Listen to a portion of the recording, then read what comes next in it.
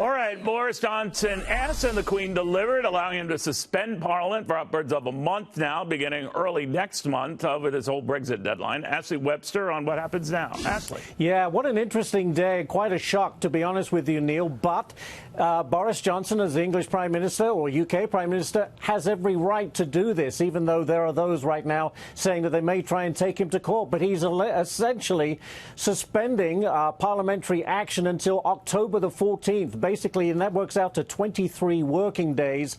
This coming at a time when we're only 9 weeks away from yet another EU Brexit deadline on October the 31st. Now, opponents are calling this a coup, an outrage, a constitutional outrage, a blow to democracy. But Boris Johnson had led the court campaign, as we know, more than 3 years ago to get Britain out of the EU.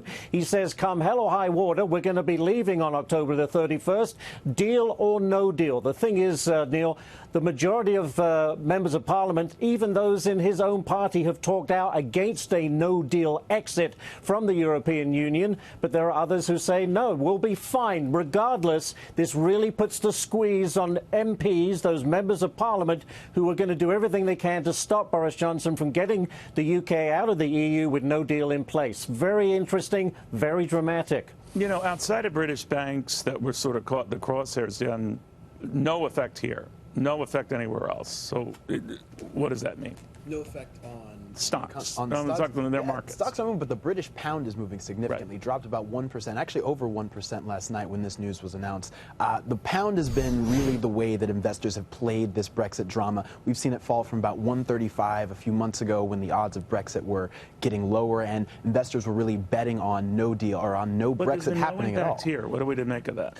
Well, I mean, I think like you're saying, there are effects. If the pound's getting weaker, the dollar's getting stronger. If the dollar's getting stronger, what the president that has doesn't effect, want. Doesn't not want at that all. Yeah. And I think it also, so much of our economic challenges right now go back to boardrooms.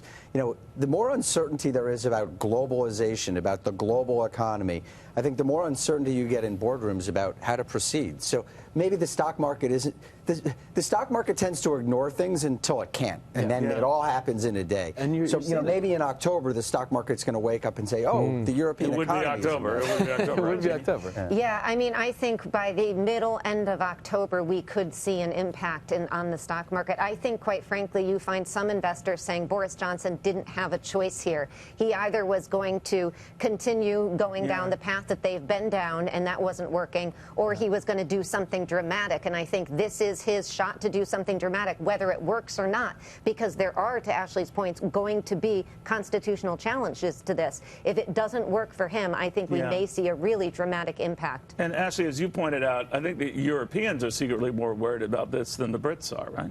Yeah, I think so. For a start, if we crash out or the UK crashes out with no deal, they may not get that $39 billion payout, the divorce settlement, if you like. But there's a few things that can happen here. I think Boris Johnson is trying to run out the clock, frankly. But I think what will happen is the opposing parties will try and get in a vote of no confidence.